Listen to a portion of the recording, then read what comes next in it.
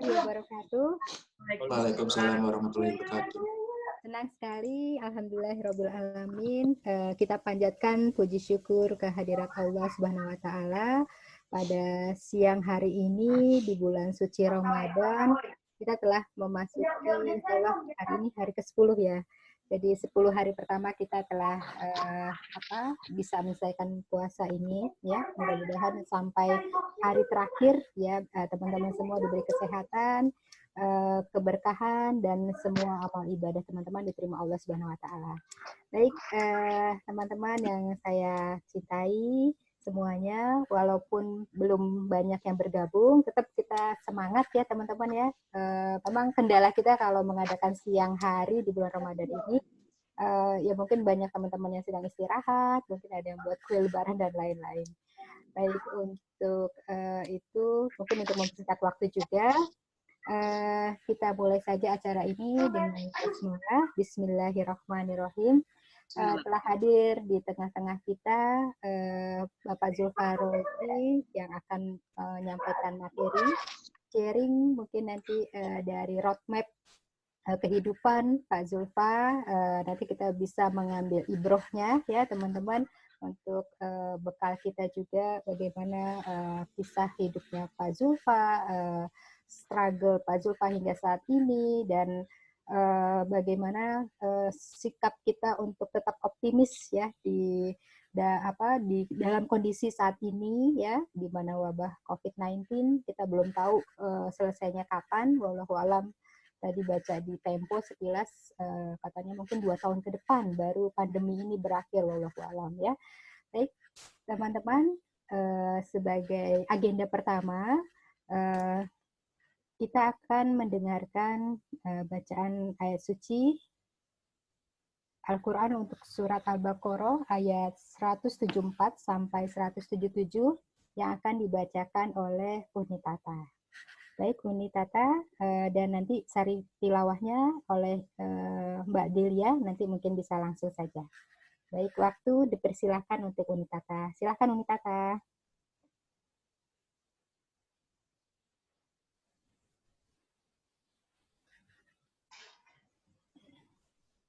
Baik, Mbak Dewi.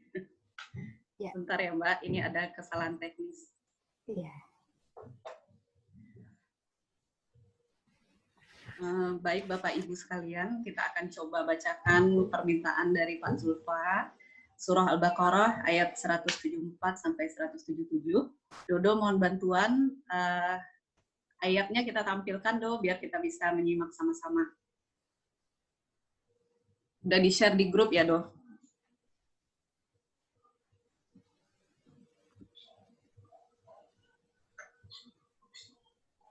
Halo Dodo. Tolong ditampilkan ayatnya ya Do. Mohon maaf, bisa nggak Pak? Ini HP saya lagi bermasalah nih, maaf. Iya. Dari aku bisa nggak? Aku bisa share nggak? Bisa nih, bisa. Semuanya bisa share screen. Tolong dibantu deh dari WhatsApp ya. Aku udah masukin kok.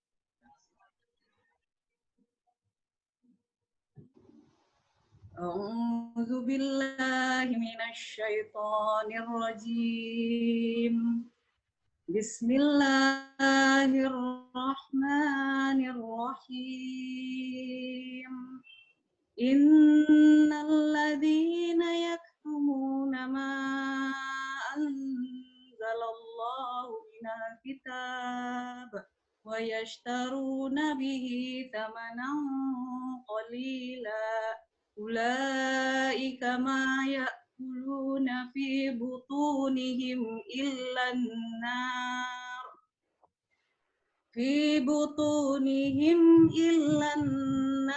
wa la yukallimuhumullahu yawmal qiyamati wa la yuzakkihim wa lahum 'adzabun alim.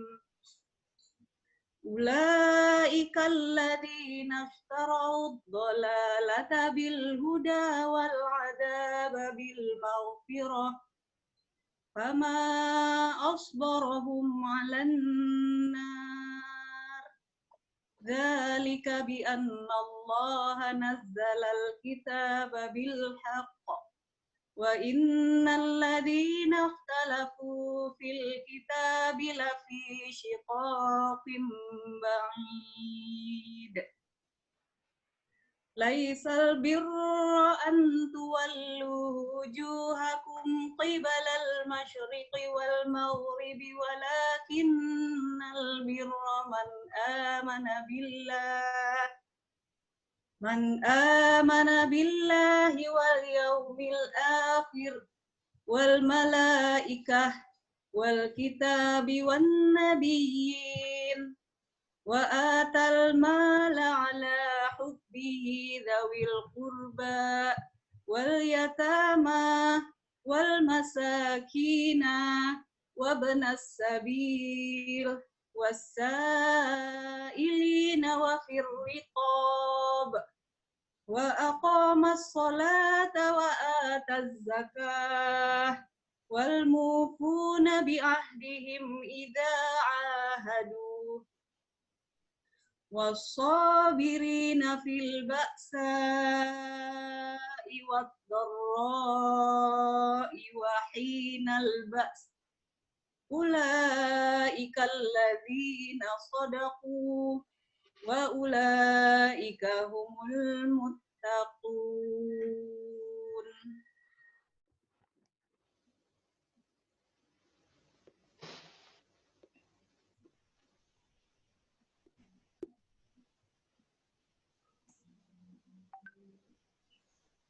Bu Delia, mic-nya, Bu.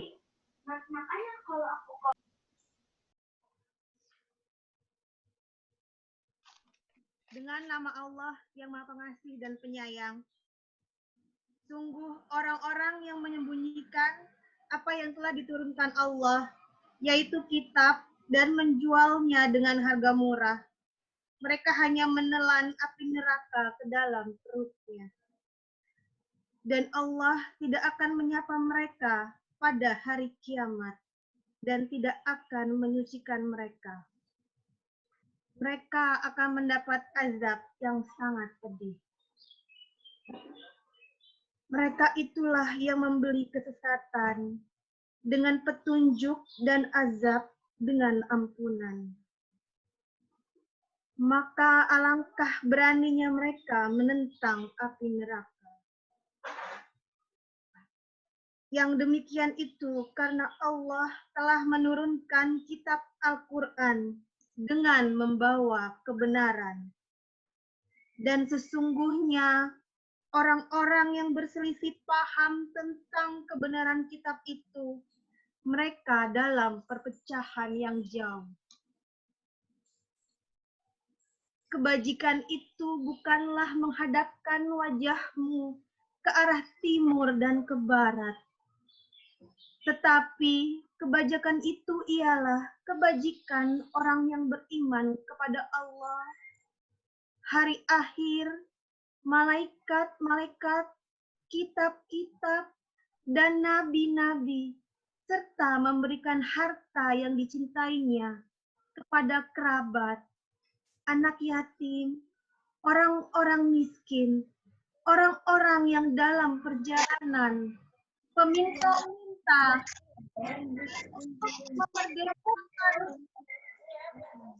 untuk memerdekakan hamba sahaya yang melaksanakan sholat dan menunaikan zakat. Orang-orang yang berjanji apabila berjanji dan orang yang sabar dalam kemelaratan, penderitaan dan masa peperangan. Mereka itulah orang-orang yang benar. Dan mereka itulah orang-orang yang bertakwa. Shadaqallahul azim. Alhamdulillahirabbil alamin. Terima kasih kepada Unitata dan Mbak Delia telah membacakan ayat suci Al-Quran surat Al-Baqarah ayat 174 sampai 177. Ya, nanti bisa kita ambil ibrohnya dari ayat tersebut yang nanti mungkin akan disampaikan juga ya oleh Bapak Zulfa. Baik, Pak Zulfa, sudah siap ya Pak ya? Kira-kira nanti Bapak akan sharing pengalaman Bapak kepada kita-kita semua. Dan sebelum Bapak Zulfa sharing materinya, mohon izin ya Pak Zulfa ya, untuk silakan. ya saya membacakan CV Pak Zulfa ya Pak ya, nanti mohon koreksinya apabila ada yang salah. Baik, Pak Zulfa kelahiran Pariaman, Sumbar. Oh, berarti kita satu kampung ya, Pak Zulfa, Unitata. Jadi sekolah asisten apoteker tahun 1983 di Bukit Tinggi, tempat kelahiran saya, Unitata, Bukit Tinggi. Kemudian sekolah S1 di Sekolah Tinggi Manajemen PPM Menteng, dan kemudian S2 MUNJ di Angkatan 1 tahun 2012. Nah, Pak Zulfa bekerja berkarir 36 tahun di perusahaan farmasi asing ya, mulai dari PT Novartis sebagai sales representatif awalnya, kemudian terus meningkat ya menjadi area manager, sales manager, product manager ya, sampai key account manager. Kemudian pindah perusahaan ke Sanofi yang di Pulau Mas ya sebagai national sales manager, national key account manager, head of market access, head of training and development. Kemudian setelah pensiun Agustus kemarin tahun lalu 2019, Pak Zulfa aktif kembali bekerja di perusahaan farmasi Mercy Pharma sampai sekarang ya Pak Zulfa ya, sebagai sales dan marketing manager. Luar biasa ya. Karir Pak Zulfa 36 tahun ya di bidang farmasi ya. Jadi saat ini Pak Zulfa juga sudah dikaruniai 2 cucu ya Pak ya, sepasang tadinya ya Pak ya. Itu luar biasa kehidupan Pak Zulfa. Jadi nanti kita bisa mengambil pelajaran mungkin dari sharing materi yang akan diberikan Pak Zulfa siang hari ini. Oke, siap ya Pak Zulfa ya? Baik. Kita mulai saja, rekan-rekan. Pak Zulfa akan mempresentasikan materi hari ini. Ya, silakan Pak Zulfa. Terima kasih Mbak Dewi. Assalamualaikum warahmatullahi wabarakatuh. Waalaikumsalam warahmatullahi wabarakatuh. Alhamdulillahirabbil alamin wassalatu wassalamu ala asyrafil anbiya'i wal mursalin wa ala alihi wa ashabi ajmain. Pertama-tama marilah kita mengucapkan puji dan syukur kehadirat Allah Subhanahu wa taala yang telah memberikan kita nikmat iman, nikmat Islam, nikmat sehat, sehingga kita sampai hari ini tetap bisa berkumpul walaupun dalam suasana yang berbeda, tapi Allah buktikan dengan teknologi ini kita bisa bersilaturahmi melalui sistem yang tidak bisa kita katakan ini dari manusia semata, tapi ini juga Allah yang punya kehendak. Dan selawat dan salam tidak lupa kita panjatkan kepada Nabi besar Muhammad Sallallahu Alaihi Wasallam yang telah memberikan, membawa kita dari alam kegelapan, alam jahiliyah ke alam terang benderang, yang insya Allah kita tetap mengikuti beliau sampai akhir hayat kita. Rekan-rekan sekalian, sesungguhnya dalam penciptaan langit dan bumi, dan dalam pergantian siang dan malam, terdapat tanda-tanda kebesaran Allah bagi kita yang selalu berpikir, yaitu kita yang selalu akan nikmat Allah pada saat kita berbaring, pada saat kita berdiri, dimanapun kita berada, dan kita selalu mengatakan, ya Allah, tidaklah engkau ciptakan ini sia-sia. Mencuci engkau. Biarlah kami dari siksa api neraka. Bapak Ibu sekalian, sedikit tentang saya. Saya memang terlahir di Sumatera Barat terlahir sebagai seorang anak petani. Ya. Tepatnya sebenarnya di Pariaman itu di negeri Pakandangan, di seorang ibu yang melahirkan 9 orang anak.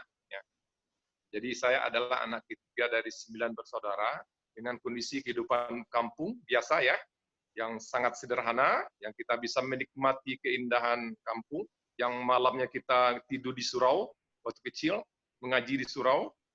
Artinya memang di kampung itu setiap kampung-kampung punya surau masing-masing sesuai dengan sukunya. Tapi bagusnya kita dididik di situ dalam suasana kekeluargaan, ngaji, dan juga setelah mengaji kita dilatih silat ya untuk supaya anak-anak itu bisa bela diri, sehingga ditanamkanlah nilai-nilai kepercayaan diri, ya, nilai-nilai juang pada saat kita kecil, dan tentunya tidak lepas dari nilai-nilai agama karena kita dididik bisa membaca Al-Quran. Nah, saya waktu kecil juga karena kondisi sederhana, kita beruntung sekali pada saat saya di sekolah SMP ada bantuan presiden waktu itu ya, tentang sapi bantuan presiden. Nah, saya termasuk yang mendapatkan 1 ekor bantuan. Nah, alhamdulillah waktu saya SMP itu daya juang yang begitu tinggi, saya memelihara sapi sehingga setiap tahun itu punya anak. Dan yang menarik di sini adalah pada saat terjadi kontes Sumatera Barat, kontes provinsi, siapa orang-orang yang bisa mendapatkan produktivitas tinggi dari sapi yang dibantu oleh presiden itu, di mana dinilai adalah kebersihan, sukses dalam punya anak setiap tahun, kemudian juga kesehatan, kemudian gemuknya sapi-sapi. Nah, setelah dites dan dinilai dengan kriteria itu, alhamdulillah saya mendapat juara 2. Jadi hadiahnya juga 1 ekor sapi. Jadi ini menarik sekali. Jadi daya juang saya memang dididik waktu kecil. Nah, kemudian setelah tamat SMP saya disekolahkan oleh orang tua ke Bukit Tinggi yang sekolah farmasi ya, asisten apoteker. Selama 3 tahun di situ juga kita sangat dididik karena orang-orang yang siap terjun ke masyarakat padahal usia yang begitu muda ya. Karena sekolah kejuruan tentunya sama dengan sekarang SMK, di mana kita dididik betul-betul paham ya tentang obat-obatan, paham tentang rumus-rumus kimia, paham bagaimana kita meracik obat, membuat obat diracik satu dengan yang lain dengan miligram yang betul-betul ditimbang, kemudian dibuat kapsul, tindakan ke kapsul atau dalam bentuk bungkusan yang lain. Nah, artinya pada saat umur 19 tahun saya selesai di asisten apoteker, sempat saya berkarya 3 bulan di apotek untuk mengabdikan ilmunya tadi. Nah, alhamdulillah Allah buktikan, Allah berikan saya kemudahan. Saya bekerja di Bandung ya sebagai tenaga medical reps pada tahun 84. Jadi setelah tamat dari asisten apoteker, saya merantaunya nggak ke Jakarta, tapi ke Bandung. Nah, sebelum kita masuk ke topik, yang menarik di sini adalah bahwa saya sangat meyakini bahwa hidup kita ini adalah dalam skenario Allah. Itu teman-teman. Dalam skenario Allah. Kita hanya bisa berjuang, kita hanya bisa memberikan yang terbaik terhadap aktivitas kita, tapi endingnya adalah Allah yang punya kehendak. Itu yang saya nikmati dan saya lalui dengan begitu banyak perjuangan saya. Bahkan pada saat saya diterima kerja pun, interviewnya di Bandar Lampung. Ya. Pada saat dari Bukit Tinggi ke Bandar Lampung, waktu itu 3 hari 3 malam perjalanan dengan kondisi macet, kondisi jalan yang belum begitu bagus. Tapi alhamdulillah Allah mudahkan. Karena ada saja orang yang mengajak saya menumpang nginap di rumahnya, sehingga saya tidak jadi nginap di penginapan. Jadi betul-betul dimudahkan Allah. Kemudian saya bekerja di Bandung 2 tahun, kemudian dipindahkan ke Jakarta pun adalah skenario Allah, bahwa ternyata saya tidak lama di Bandung. Ya, tahun 86 saya pindah ke Jakarta, kemudian tetap sebagai medical reps. Kemudian seperti kata Mbak Dwi tadi, memang dunia ini dunia menjual. Ya, di mana kita memang dididik betul-betul mempunyai keahlian dalam berkomunikasi, keahlian dalam promosi, tentunya keahlian dalam melakukan presentasi di depan customer. Jadi saya memang dididik dari dulu kemampuan untuk melakukan presentasi baik di depan 5 dokter, di depan 15 dokter, di depan 20 dokter. Jadi kalau saya garis bawahi, kita punya kompetensi adalah ada 3 poin. Kompetensi dunia adalah bagaimana kita menguasai segala sesuatu komunikasi, presentasi, kemudian hubungan antar manusia yang dikatakan dengan skill.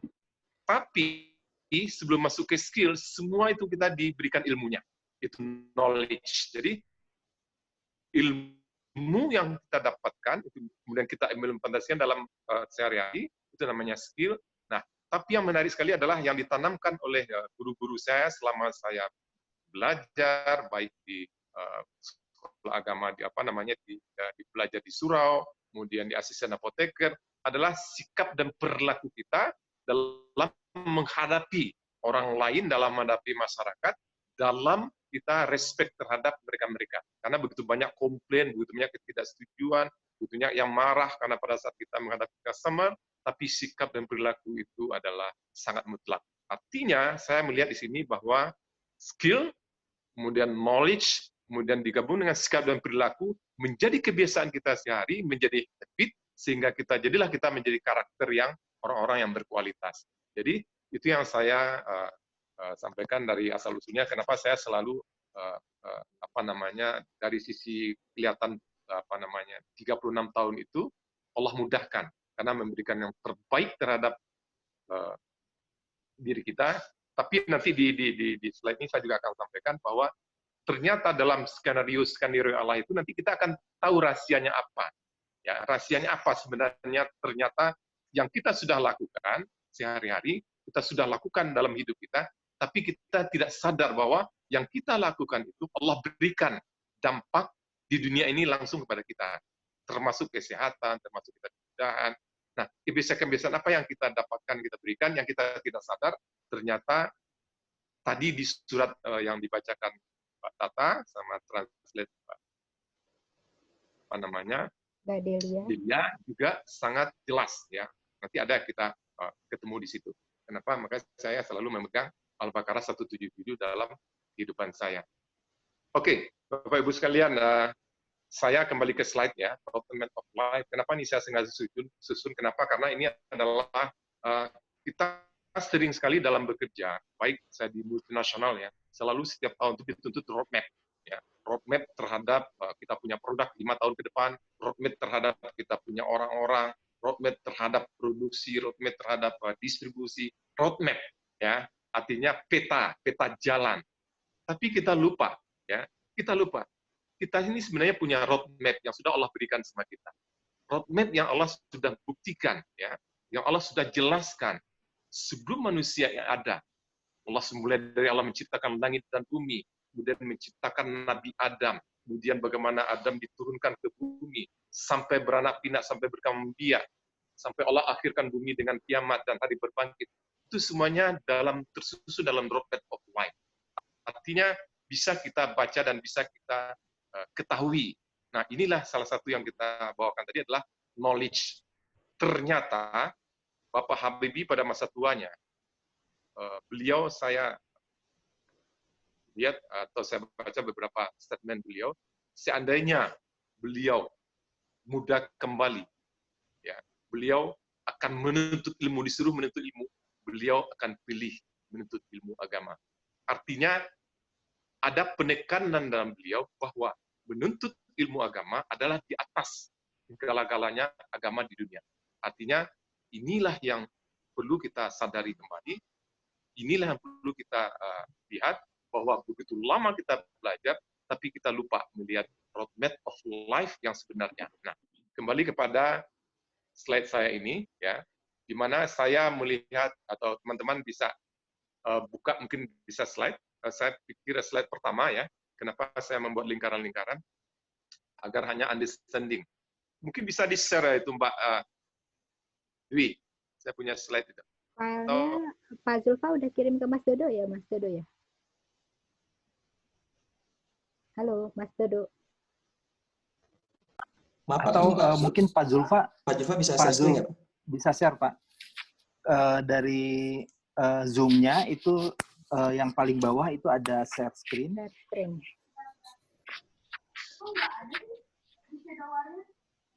Ada tulisan share screen, itu diklik, Pak.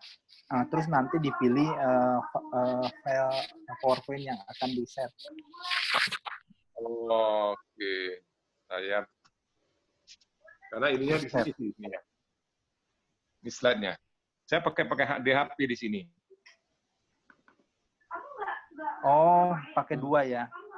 Wah, jadi saya pikir ini ya, kalau memang tidak ini nanti dikirim aja, tapi saya jelasin aja ya.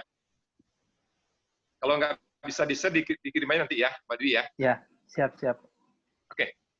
Sebenarnya di slide pertama saya menjelaskan tentang the frame tentang Allah, menciptakan tata surya, itu frame-nya, di mana matahari, bumi, bulan, semua planet-planet itu semuanya berada di langit lapis pertama. Itu yang saya sebenarnya saya membahas di mana Allah menciptakan 7 lapis langit, ya, lapis pertama, kemudian lapis kedua sampai lapis ke-7. Di antara satu lapis itu jaraknya 5.000 triliun kilometer.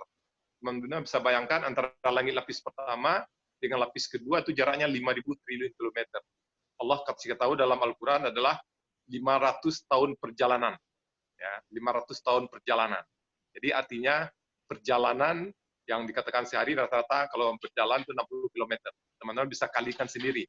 Dari mana angka datangnya angka 5.000 triliun kilometer. Artinya itu besarnya, begitu besarnya tata surya, begitu besarnya Allah menciptakan lapisan-lapisan. Ibaratnya kita ini dalam lingkaran bola, ya, dalam lingkaran bola. Artinya bayangkan kita berada dalam lingkaran bola, kita titik kecil di dalamnya itu bumi, ya. Titik kecil dalam lingkaran bola besar itu bumi. Nah, kita ada di bumi. Kemudian yang menarik lagi adalah Allah jelaskan lagi di atas langit ke-7 ada arsy, ya, arsy. Jadi lapisan yang paling besar. Jadi ciptakan Allah yang paling besar itu setelah langit 7 adalah arsy. Nah, kalau saya bisa bacakan, ya, Quran Al-Hadid, ya, surat Al-Hadid ayat keempat, dialah Allah yang menciptakan langit dan bumi dalam 6 masa. Ya. Kemudian dia bersemayam di atas ars. Dan dia mengetahui apa yang masuk ke dalam bumi, dan apa yang keluar darinya, dan apa yang turun dari langit, dan apa yang naik kepadanya. Dan dia bersama kamu dimanapun saja kamu berada, dan Allah Maha melihat apa yang kamu lakukan. Jadi makna Allah Maha tinggi dan Maha besar, teman-teman bisa bayangkan besarnya Allah itu betul-betul tidak bisa kita bayangkan. Artinya betul-betul tidak bisa kita bandingkan dengan ciptaannya. Karena ibaratnya langit dan bumi ini dalam genggaman Allah. Itu makna dari apa namanya, Allah Maha besar dan Allah Maha tinggi. Itu slide saya yang pertama. Kemudian yang berikutnya adalah roadmap of life adalah sebenarnya saya selalu menyoroti tentang 7 fase kehidupan. Ya. 7 fase kehidupan yang kita akan lalui. Dan semua manusia akan lalui. Ya. Kalau Nabi Adam, itu mungkin fasenya tambah 1, karena beliau dari surga. Ya. Tambah 1 fase. Tapi ibaratnya beliau dari surga, turun ke bumi, nanti kembali lagi ke surga. Tapi kalau kita manusia, itu 1 fase lebih kurang dari Nabi Adam. Saya masuk kepada satu slide pertama, ya. Fase yang 7 itu, pertama adalah tentang sebelum roh itu ciptakan, kita di alam roh, ya, alam roh. Jadi ternyata di Al-Quran surat Al-A'raf ayat 172 Allah menjelaskan. Saya bacakan artinya saja. Ya. Dan ingatlah ketika Tuhanmu mengeluarkan turunan anak Adam dari tulang punggungnya, ya, dan Tuhan mengambil kesaksian dari mereka sendiri. Firman-Nya, bukankah aku ini Tuhanmu? Mereka roh manusia menjawab, benar, kami telah menyaksikan. Nanti di hari kiamat kamu tidak akan mengatakan bahwa kami lalai terhadap hal ini. Jadi ada perjanjian roh dengan Allah sebelum ditiupkan ke dalam rahim ibu.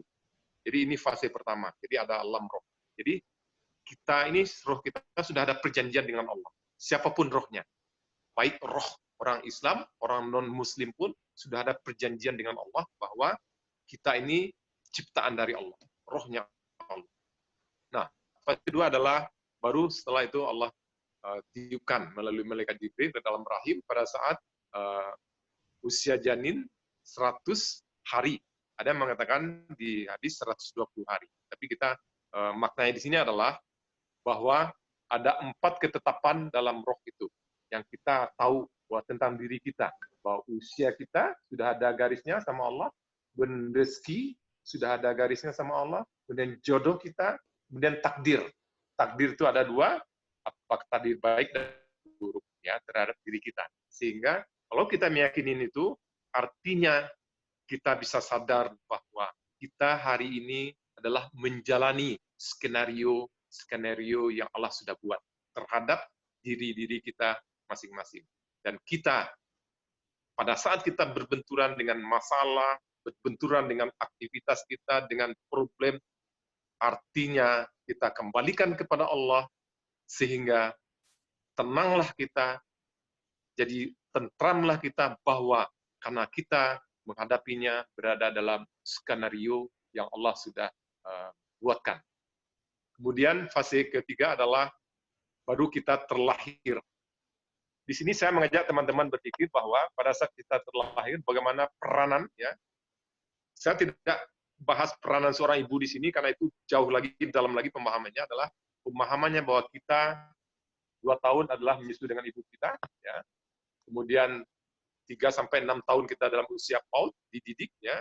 Kemudian 7 sampai 12 tahun sekolah dasar, 13 sampai 14 tahun SMP, kemudian SMA, kemudian S1.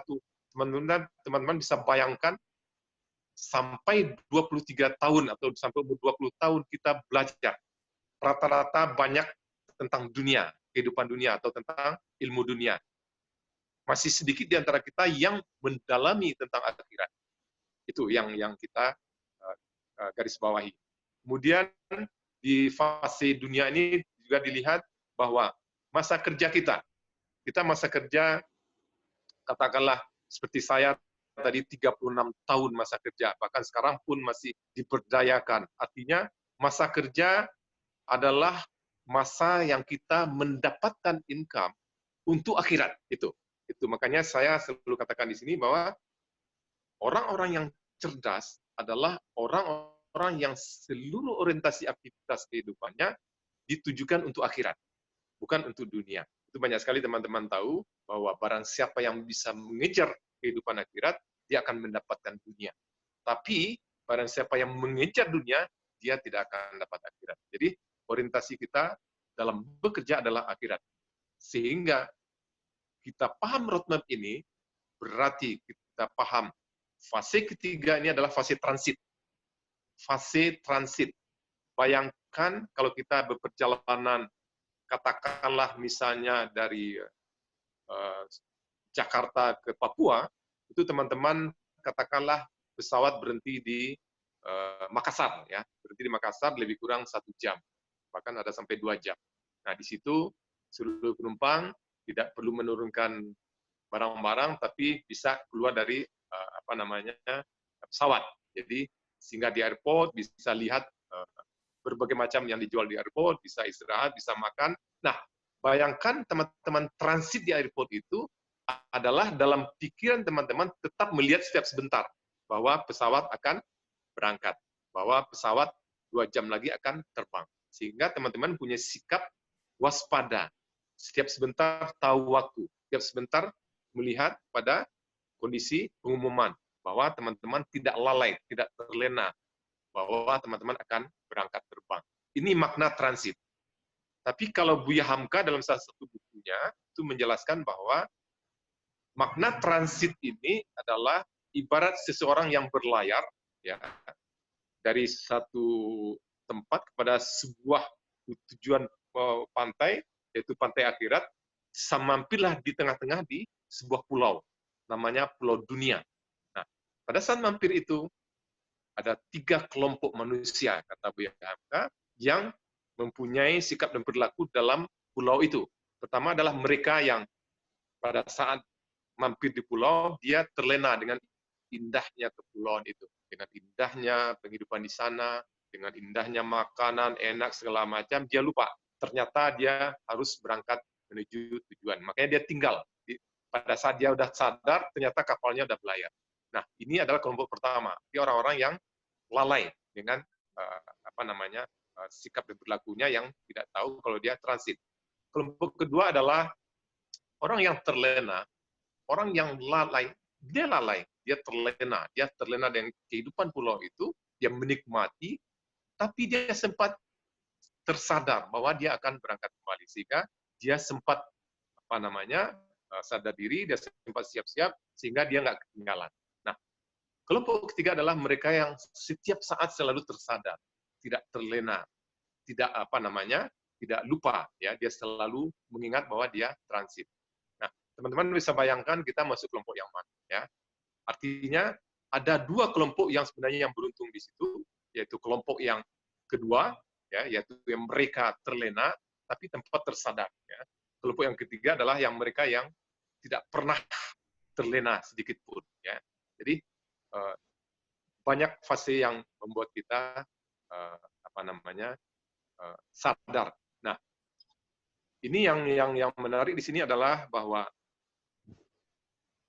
knowledge, skill, attitude dan behavior yang di ujung-ujungnya dengan habit, kebiasaan kita akan menjadikan kita karakter, ini bisa dibawakan ke kehidupan dunia dan juga bisa dibawakan ke kehidupan kita di akhirat. Jadi sikap dan perilaku ini, kebiasaan kita ini akan kita bawakan dan kita akan bisa nikmati nanti juga di akhirat. Saya sebagai pribadi juga lagi tetap mengatakan bahwa saya dalam fase yang betul-betul banyak memahami ilmu agama ini dengan cara tentunya kita akan, kalau kondisi normal kita akan dikatakan akan mampir di taman-taman surga. Oke, para dai bilang itu taman-taman surga. Ternyata taman-taman surga itu ada di dunia. Artinya dikatakan Rasul, taman-taman surga itu adalah kita duduk di majelis ilmu. Kita duduk di majelis ilmu, mendengar ilmunya sampai kita selalu teringat, ya. Itu akan sering kita datang ke majelis ilmu. Dimanapun kita berada, datanglah ke grup-grup pengajian yang sifatnya membahas tentang Al-Quran dan Al-Hadis, ya. Sepanjang tidak melenceng dari Al-Quran dan Al-Hadis, sehingga kita bisa meningkatkan ilmu kita. Disitulah surga-surga teman-teman surga dunia itu untuk kita. Jadi salah satu yang saya juga lakukan itu.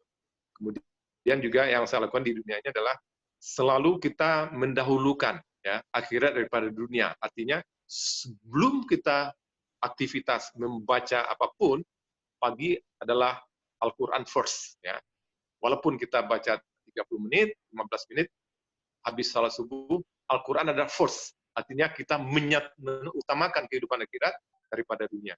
Saya membaca disertai dengan translate, sehingga setiap yang saya baca selalu translate, terus translate. Kemudian ada translate disertai dengan tafsir. Jadi saya selalu mendalami begitu, sehingga kita di samping kita duduk di majelis ilmu, kita juga baca sendiri, sehingga kita bisa menggabungkan.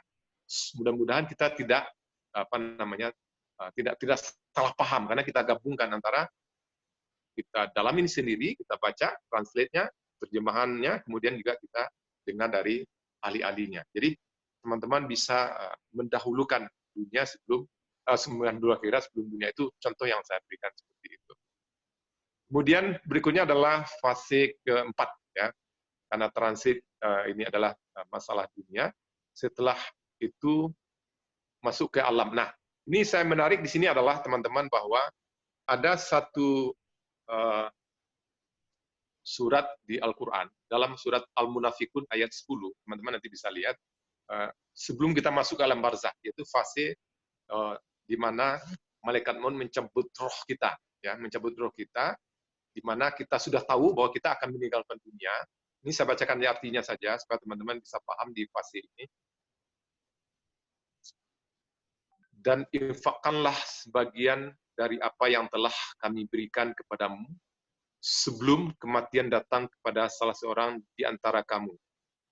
Lalu dia berkata menyesal, "Ya Tuhanku, sekiranya engkau berkenan menunda kematianku sedikit waktu lagi, maka aku akan dapat bersedekah." Garis bawahi kata-kata bersedekah di sini. Jadi teman-teman sekalian, setiap roh yang akan meninggalkan jasadnya, itu mereka mohon kepada Allah, mohon ditunda untuk sedikit waktu, agar mereka dapat bersedekah. Bersedekah adalah membagikan. Ini bersedekah ini teman-teman mungkin dua, ya, pengertiannya, ada infak dan ada sedekah. Jadi sedekah ini adalah dalam hal yang lebih luas, tapi infak dalam bentuk budget yang kita alokasikan. Tapi dua-duanya adalah satu lingkup, ya. Infak dan sedekah. Nah, bagaimana seseorang yang mau meninggal itu dikatakan dia pingin ditunda, bukan dia pingin sholat, ya. Bukan dia pingin ke masjid dikatakan, tapi dia hanya pingin bersedekah. Ini betul-betul dikatakan di sini adalah betul-betul sedekah itu betul-betul membuat kita, ya, di samping amal pahalanya sangat besar, banyak ayat yang menjelaskan tentang sedekah, nanti saya akan jelaskan satu-satu. Ternyata setiap benih yang kita berikan atau yang kita tanam dalam bentuk sedekah itu, Allah memberikan, mungkin teman-teman bisa tahu, ibarat padi, ya, yang ditanam satu benih akan menghasilkan 7 tangkai, kemudian setiap tangkai akan punya 100 padi. Ada beberapa ustadz atau kiai yang sengaja menghitung dari padi itu, ya, dari padi yang dari satu tangkai menjadi satu biji padi menjadi satu rumpun yang 7 tangkai, masing-masing padi satu tangkai itu ada 700 100. Jadi ada 700. Itu betul-betul bisa tepat angkanya. Bahkan ada kadang-kadang ada lebih kurang sedikit. Tapi teman-teman bisa analogi itu Allah buktikan dan bisa dibayangkan berapa kita infak, berapa kita dapat, ya. 700 kali itu digambarkan. Jadi betul-betul hebatnya infak ini yang kita, dan dalam Al-Baqarah tadi juga dikatakan yang teman-teman lihat yang dibacakan Pak Tata di ayat 177 dikatakan bahwa dan menyumbangkan harta benda yang disayangin pada kaum kerabat, anak yatim, orang miskin, dan orang-orang dalam perjalanan, orang minta-minta, dan menebus hamba sahaya. Ini zaman dulu, zaman Nabi hamba sahaya. Dan tetap mengerjakan sholat, menunaikan zakat. Artinya, betul-betul yang kita cintai. Nah, teman-teman bisa bayangkan, harta yang kita cintai, kita punya uang misalnya 1 juta, kita tabung, mampukah kita merelakan misalnya sepertiganya atau separuhnya? Karena para sahabat dulu berlomba-lomba, bahkan ada yang separuh hartanya disumbangkan untuk menegakkan agama Allah. Jadi betul-betul ini luar biasa, ya, untuk besarnya berbagi ini, infak yang kita keluarkan, sedekah yang kita keluarkan, sampai-sampai seorang manusia yang pada saat dicabut rohnya, dia pingin menunda, atau pingin diminta sedikit kembali ke dunia atau tunda untuk supaya dia bisa bersedekah. Jadi fase ini adalah alam menunggu. Teman-teman bisa lihat sekarang kita nggak tahu berapa banyaknya, mungkin sudah miliaran, ya, dari zaman Nabi Adam, semua yang sudah dicabut nyawanya Allah itu berada di fase alam barzah, alam menunggu. Ada 2 kelompok, ya, yang mereka di sini, yaitu kelompok yang sengsara, ya, karena mereka sudah melihat azab yang akan ditimpakan kepadanya, dan mereka ini, kelompok yang melihat azab ini, mereka minta jangan terjadi hari kiamat. Teman-teman bisa bayangkan, mereka minta jangan terjadi hari kiamat. Kenapa? Karena mereka sudah melihat di depan mata azab yang akan mereka masuki. Ya.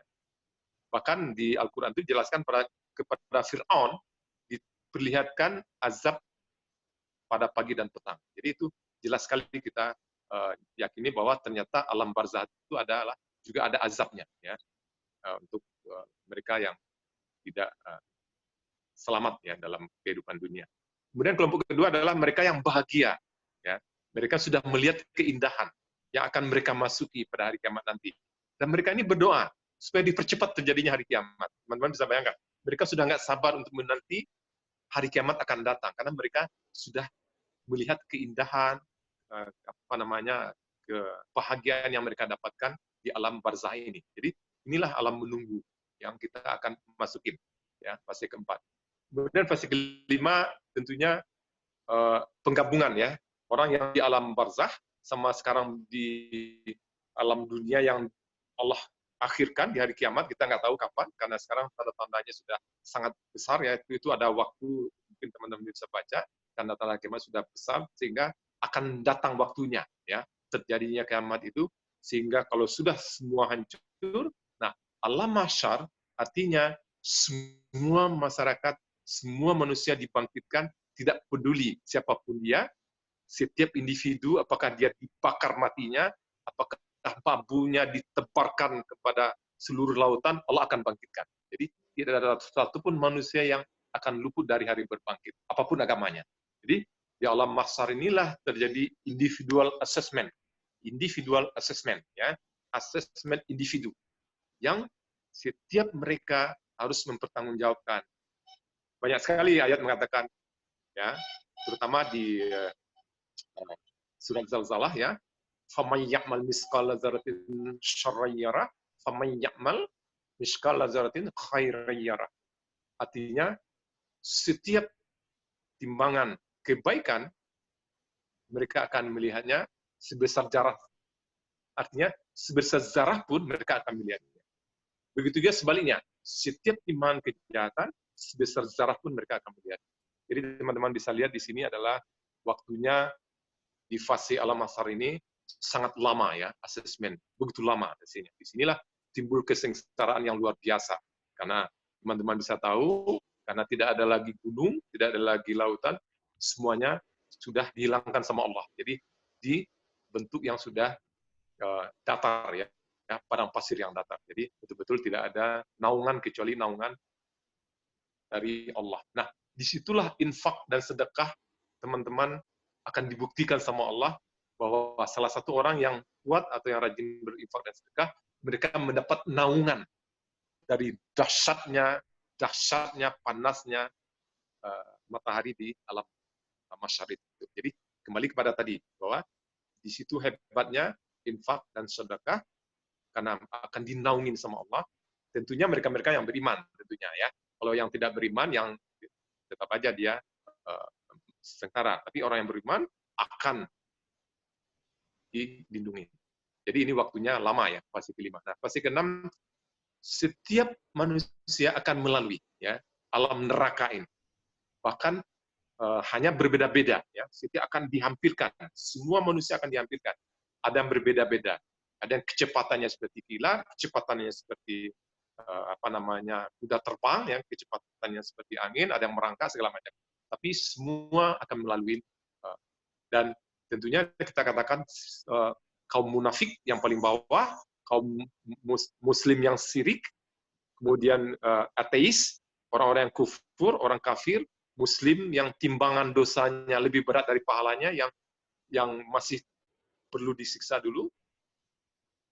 Selain itu tentunya akan dimudahkan sama Allah. Jadi alam yang luar biasa yang semua orang akan takut darinya, alam neraka ini. Nah, terakhir adalah fase alam surga. Nah, ini adalah sasaran atau kampung kita yang sebenarnya. Inilah mudik yang sebenarnya.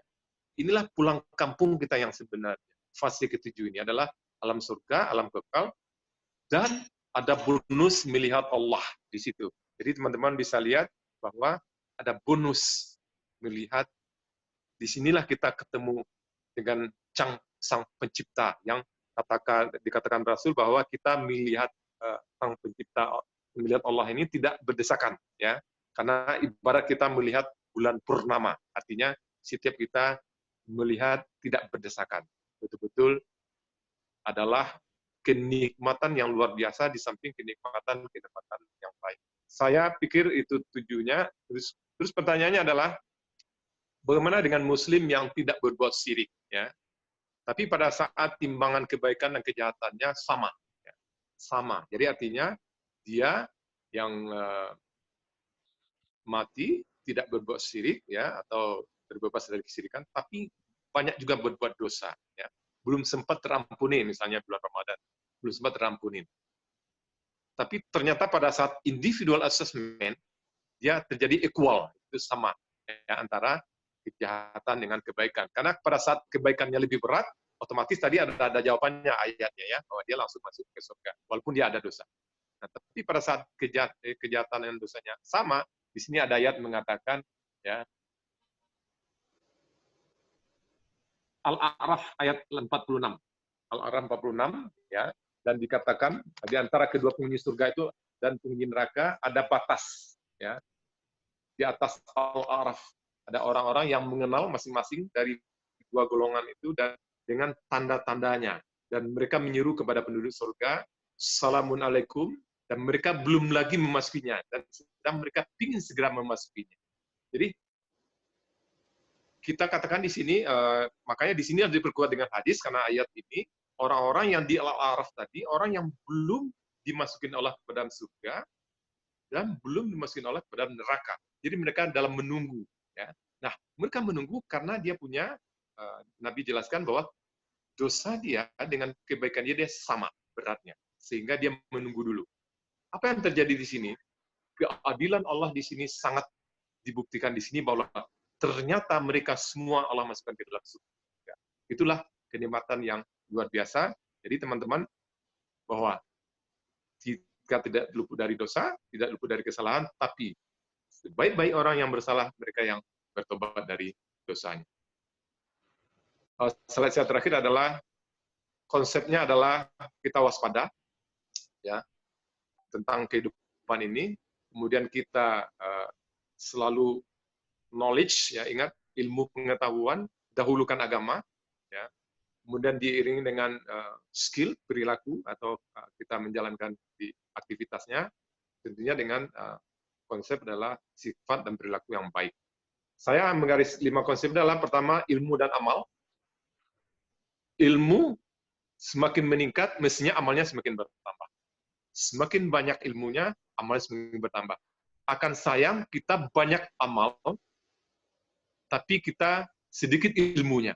Dikhawatirkan kita tidak berada di jalan yang benar. Jadi, ilmu dengan amal, itu teman-teman harus garis bawahi.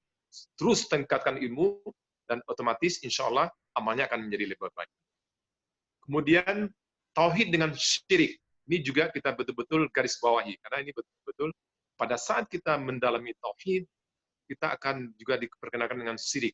Karena syirik ini banyak sekali tingkatan-tingkatannya, dan kadang-kadang banyak manusia yang justru terjerumus pada syirik yang kecil, yang nanti akan membesar menjadi snowball, ya, menjadi bola salju, yang akan jadi merusak dirinya sendiri. Padahal syirik itu sudah harus kita jauhi. Kemudian yang ketiga adalah sunnah dan bid'ah. Jadi ini yang banyak sekali yang kontroversinya tentang bid'ah, karena sunnah tentunya kita betul-betul Al-Quran dan hadis, segala sesuatu adalah contoh dari Nabi, ada sanadnya, ada hadisnya, tapi bid'ah yang dikatakan di sini adalah mengada-ngada. Ada yang ditambah-tambah, ada yang tidak dicontohkan Nabi, ada yang menyelisihi apa yang dicontohkan Nabi. Banyak sekali ya bid'ah-bid'ah, sehingga kita harus betul-betul mendalami ilmu ini.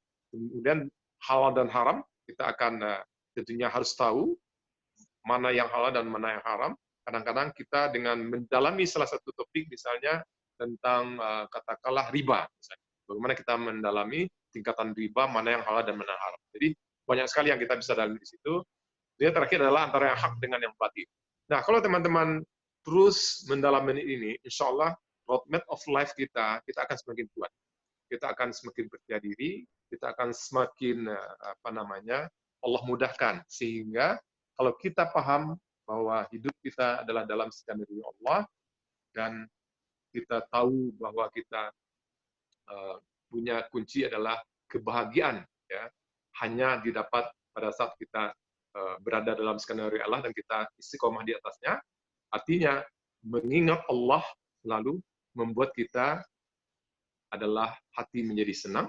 Kemudian kebahagiaan itu 5 kali sehari dipanggil di masjid, ya, yang kata-katanya adalah hayalal falah, mari menuju kebahagiaan. Artinya kalau teman-teman maknai yang dipanggil 5 kali sehari melalui masjid dengan azan itu, di situ ada kalimat mari menuju kebahagiaan. Artinya kebahagiaan yang sebenarnya hakiki adalah kita berada dalam jalan Allah. Saya pikir itu dari saya. Mudah-mudahan bisa mendapatkan insight atau inspirasi buat teman-teman. Dari saya, alhamdulillahirrabbilalamin. Wassalamualaikum warahmatullahi wabarakatuh. Waalaikumsalam warahmatullahi wabarakatuh. Ya, baik. Jazakallah khairan katsira Pak Zulfarozi.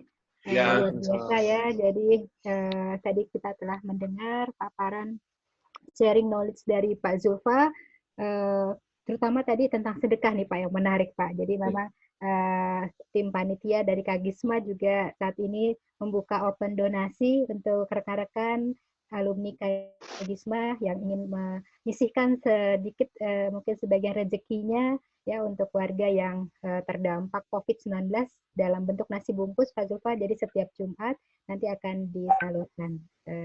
Jadi teman-teman nanti mungkin bisa transfer ke rekening BCA Mbak Yuli. Ya, mungkin bagi yang mau menyisihkan sebagian rezekinya kami tunggu.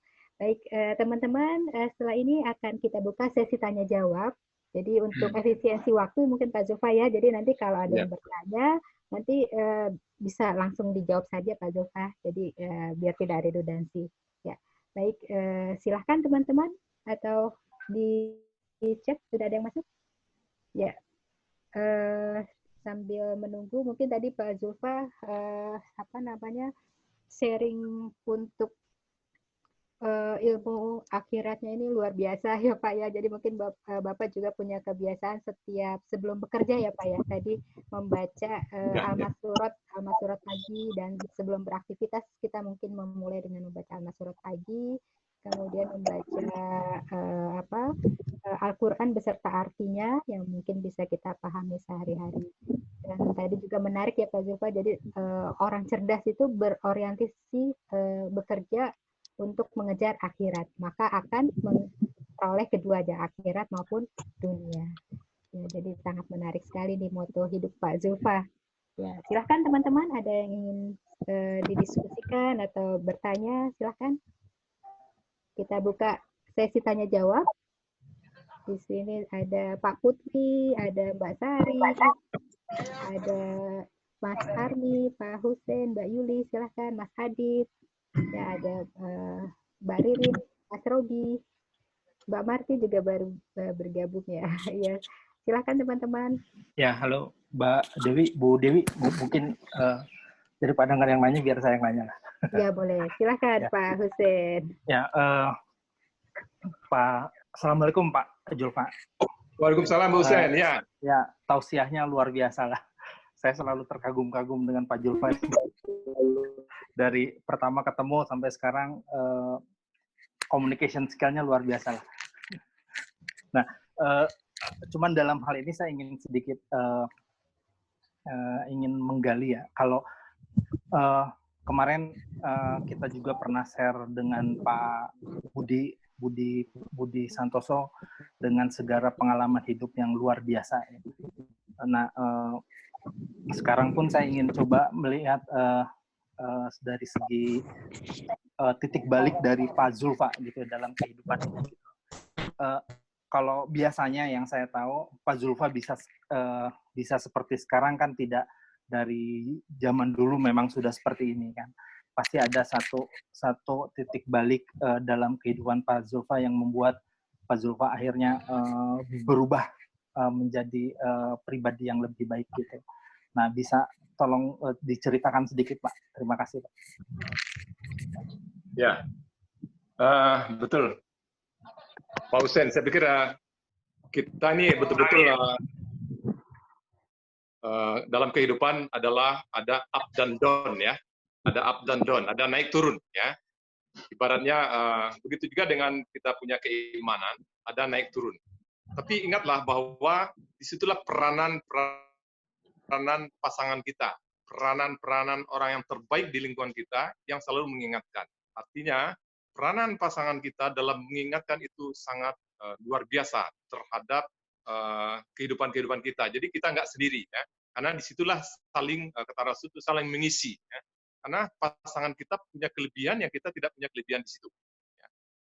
Nah, disinilah peranan pasangan-pasangan kita dalam membangun atau mengingatkan dan selalu sabar pada saat kita terlalai. Apalagi kita yang selalu berorientasi begitu banyak kesibukan kerja yang saya sendiri mengalami bahwa teman-teman bisa lihat bahwa S1 di PPM saya dapatkan 4 tahun ya.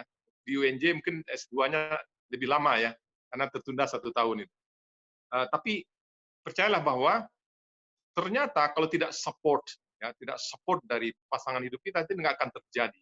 Karena saya misalnya dalam menuntut ilmu itu hari Sabtu pasti meluangkan waktu keluarga. Kemudian begitu juga dalam memanage waktu. Jadi begini, kembalinya saya dalam mendalami ini adalah betul-betul termasuk fenomena-fenomena kita tidak lari tadi, karena kita punya basic ya, kita punya basic bahwa basic agama, kita begitu banyak fenomena kehidupan, marketing, teman-teman bisa tahu bagaimana kita dengan customer, kita dengan sampai melihat kehidupan yang beraneka ragam, sampai saya di begitu banyak, baik kita ke Eropa, kita ke negara-negara Asia, begitu banyak. Tapi disitulah kita melihat bagaimana kita pada saat kita kembali ke rumah ada yang mengingatkan kita. Jadi saya seperti katakan tadi dalam skenario kehidupan ini, alhamdulillah Allah kasihkan pasangan yang saling mengingatkan, yang sangat makanya ada kata-kata mengatakan bahwa di balik kesuksesan seorang wanita ada suaminya di belakangnya, dan juga dikatakan di balik kesuksesan seorang pria ada istrinya di belakangnya. Jadi ini adalah saling support Pak Hussein. Jadi saya pikir itu Pak. Ya, baik. Terima kasih, Ya, makasih Pak banyak. Zulfa. Ya, baik. Jadi benar-benar peranan pasangan hidup kita ya Pak Zulfa ya, yang menentukan, yang bisa membimbing kita nanti. Mungkin kalau kita, ya manusia tidak lepas dari khilaf ya Pak Zulfa ya, dalam kehidupan, insya Allah nanti masing-masing dari kita memiliki pasangan yang soleh dan soleha. Ya, baik. Rekan-rekan, silahkan kalau tidak ada pertanyaan lagi. Kita masih dalam sesi tanya-jawab. Sudah ada berapa peserta? 19 peserta ya, Mas Dodo ya? Iya. Itu mungkin di chat, Mbak Dewi. Ya, ada di chat. Bentar, saya buka dulu. Mau langsung saja di unmute Pak, yang ingin diskusi langsung mungkin biar jelas di chatnya. Bentar, saya bacakan. Baik, dari Unitata ya. Unitata mau langsung atau saya bacakan Uni? Ya, jadi Pak Zulfa, Unitata, nanti mungkin Unitata bisa menambahkan ya. Kira-kira apa yang membuat kehidupan Bapak bisa penuh kemudahan? Apakah ada amalan khususnya Pak? Ya, silakan Uni, mungkin ada pertanyaan lagi. Ya, alhamdulillah Mbak Tata. Ini yang saya katakan tadi dalam surat tadi ada dikatakan tentang harta ya. Jadi gini, saya termasuk yang sangat komitmen terhadap mensupport terhadap perkembangan-perkembangan yang terjadi di keluarga ya. Orang-orang yang sangat peduli ya, peduli terhadap keluarga dan peduli juga terhadap lingkungan. Jadi saya termasuk yang walaupun saya tidak langsung komunikasi dengan mereka pada saat mereka butuh, saya langsung tidak pernah mengatakan tidak. Ini contoh, tidak pernah mengatakan tidak walaupun dalam jumlah yang kecil. Jadi setiap ada request baik dari family kita, dari tetangga kita, dari sahabat yang sifatnya mereka membutuhkan bantuan, jangan pernah mengatakan tidak, ya. Tapi katakanlah insya Allah, dan walaupun kita tidak sesuai dengan request mereka, itu ya. Artinya berbagi adalah mutlak komitmen kita berikan, kemudian juga kita kategorikan sebagai hal yang sudah kewajiban sehari-hari, ya, rutin. Misalnya pada saat kita gajian, langsung itu kita bagi-bagi.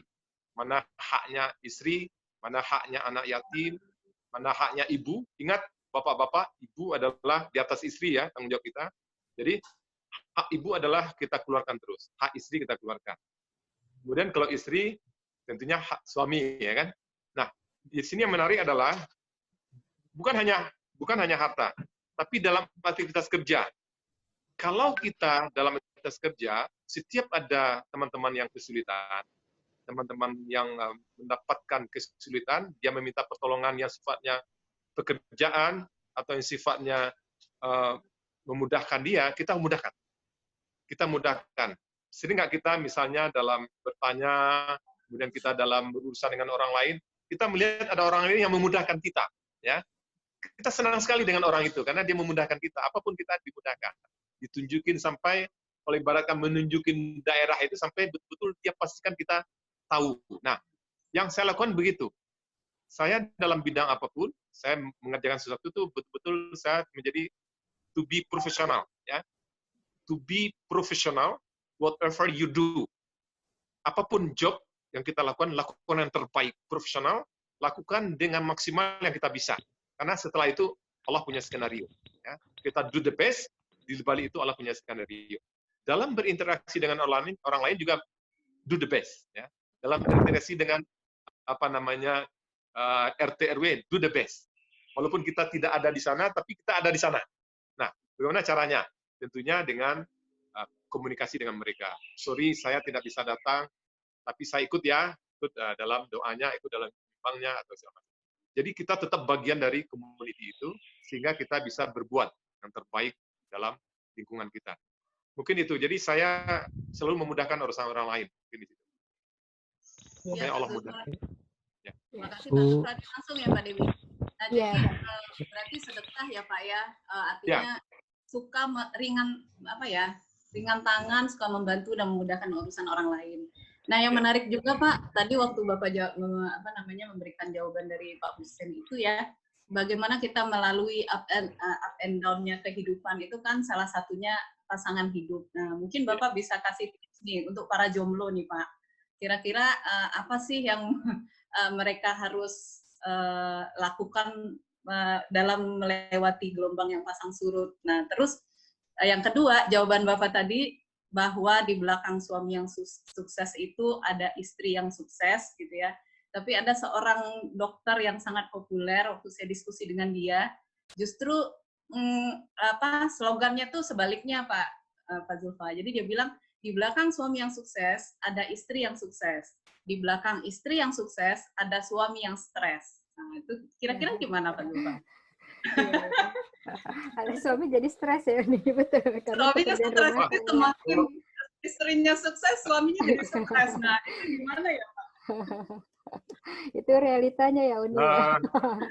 Ya. Pertama jawaban Mbak Tata untuk yang belum berkeluarga ya. Saya mendoakan semoga cepat. Nah, saya doakan semoga cepat mendapat garis hidup atau dapat pasangan. Karena kan seperti katakan dari awal tadi di fase kita dalam ditiupkan ke rahim tadi ada usia ya kan, ada pasangan ya kan.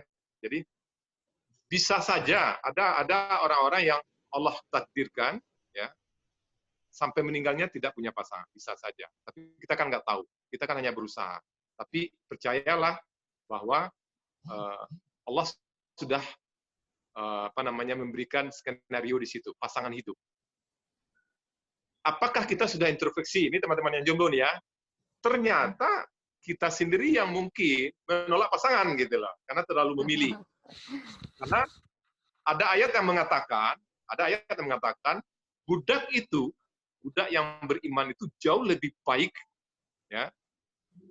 Kalau seorang ini budak pria ya, budak pria jauh lebih baik bagiku dibanding seorang yang menyenangkan hatimu tapi dia tidak beriman. Itu.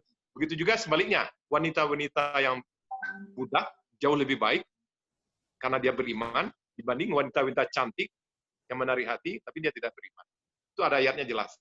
Jadi betul-betul dalam jodoh itu sepanjang dia beriman sama dan salatnya jalan, saya pikir itu diterima aja, jangan ditolak ya. Kemudian Mbak Tata pertanyaan tentang yang tadi di balik seorang wanita yang sukses suaminya stres. Mungkin dikembalikan kepada pemahaman tadi, understanding. Disupport nggak sama suaminya sudah sukses? Kalau disupport berarti aneh kan? Kenapa suaminya stres? Berarti suaminya supportnya nggak ikhlas. Nah, coba tanya keikhlasan suaminya mensupport suami istrinya sukses. Ikhlas nggak dia? Berarti dia nggak ikhlas Mbak Tata. Makanya jadi stres. Karena orang yang nggak ikhlas tuh akan stres, betul. Jadi stres itu salah satunya adalah karena kita nggak ikhlas. Itu Mbak Tata ya. Jadi kuncinya ikhlas ya Pak Zulfa ya. Iya ikhlas. Iya ikhlas. Jadi suka bersedekah, gemar bersedekah, kemudian ikhlas menerima apapun ketetapan gitu ya Pak. Betul. Terus to be profesional Uni. Iya, jadi kita sudah tahu nih Uni kunci sukses dari Pak Zulfa ya. Jadi sedekah sebagai magnet rezeki memang benar ya Pak Zulfa ya. Pak Zulfa telah membuktikannya. Jadi dalam keadaan lapang maupun sempit ya sebaiknya kita usahakan bersedekah. Ya kalau bisa rutin setiap pagi mungkin sebelum sholat subuh. Kalau bagi laki-laki yang ke masjid, ada tromol di masjid, mungkin kita bisa sisihkan ya. Insya Allah menjadi penjaga pelindung kita sampai sehari penuh. Insya Allah malaikat penjaga ya yang menjaga kita. Kemudian yang tadi kedua tipsnya apa? Menjadi profesional. Jadi tetap kita melakukan apapun yang terbaik, do the best ya. Nanti Allah yang akan melakukan sisanya. Dan yang terakhir ikhlas ya Undi ya. Jadi ini kita masih sama-sama belajar. Ya baik. Ada pertanyaan dari Mas Ando ya. Mas Ando silakan Mas Ando. Boleh nanya? Halo, Oh, Mas Ando dulu. Waalaikumsalam Mas Ando silakan. Waalaikumsalam, Bando. Bagi dan rekan-rekan semua, semoga sehat-sehat semua. Amin. Amin. Pak Zulfa mau nanya, mungkin Pak Zulfa punya pengalaman bisa diceritakan saat mengalami kondisi terpuruk, waktu jatuh dan terpuruk gitu ya dalam karir ataupun dalam rezeki, dan bagaimana cara Pak Zulfa menghadapinya dan bisa terus melewatinya sehingga bisa menjadi sukses sampai saat ini ya. Insya Allah sukses dunia juga dan sukses akhirat juga. Itu aja Pak Zulfa yang ingin saya tanyakan. Terima kasih. Waalaikumsalam warahmatullahi wabarakatuh. Waalaikumsalam warahmatullahi wabarakatuh. Iya, jadi pertanyaannya tadi hampir sama Pak Zulfa. Jadi mungkin Pak Zulfa bisa memberikan contoh kehidupan ketika kala Pak Zulfa terpuruk dan untuk movement-nya itu gimana Pak Zulfa? Tips dan triksnya. Mungkin silahkan Pak Zulfa. Ya, sebenarnya up dan down tadi itu bisa berkali-kali, bisa jarang gitu ya. Tapi up dan down itu adalah seperti saya katakan tadi bahwa dalam up dan down itu ada beberapa analisanya terhadap perusahaan kita bekerja kah, terhadap diri kita kah, atau terhadap mana, kan gitu kan. Nah tadi pertanyaan Anda begini, saya pernah pengalaman pada saat krisis mungkin tahun 98 ya, teman-teman masih ingat terjadi krisis yang luar biasa 98, di mana Pak Harto sampai diturunkan ya, di mana pada saat itu tidak saja perusahaan-perusahaan tidak mem-PHK karyawannya, tapi juga nilai tukar dolar. Teman-teman bisa bayangkan waktu itu, saya ingat sampai 17.000 ya, sampai ibaratnya gaji kita itu sudah nggak ada apa-apanya lagi, kan? Tapi yang menarik di sini adalah perusahaan akan mem-PHK orang, tentunya akan melihat mana orang-orang yang mau dilupakan, mana orang-orang yang ditahan, ya, maksudnya yang tetap diperkaryakan atau dikerjakan. Yang menarik di sini adalah karena tadi sikap saya yang tetap ikhlas melakukan yang terbaik, pada saat kondisi-kondisi sulit di situ Allah memperlihatkan kebesarannya. Itu Mando ya. Jadi pada saat kondisi-kondisi sulit itu Allah memperlihatkan kebesarannya. Jadi artinya kita justru pada saat orang lain berjatuhan, di situ Allah protect hamba-hambanya. Jadi kalau kita paham Rahman dan Rahim, ya Ar-Rahman dan Rahim, Rahman itu Allah mengasihi semua hambanya, walaupun dia orang kafir. Teman-teman bisa bayangkan, seandainya Allah tidak kasih, berarti orang kafir nggak boleh bernafas kan gitu kan? Allah akan tarik udara dari orang kafir. Tapi enggak, orang kafir dia berusaha, ya, dia berjuang, Allah tetap kasih rezekinya. Dia bersedekah, Allah kasih rezekinya. Kemudian dia rajin pelihara diri, Allah tetap kasih kesehatan yang baik. Tapi kalau rahim, ya, sayang, rahim hanya diberikan kepada orang-orang yang beriman, khususnya nanti juga di akhirat, surga, kan gitu kan? Jadi sayang itu, makanya kasih dan sayang teman-teman harus selalu pahamnya. Kalau kasih itu Allah kasih ke semua manusia, tapi kalau sayangnya hanya kepada orang-orang yang beriman dan yang betul-betul istiqomah kepadanya.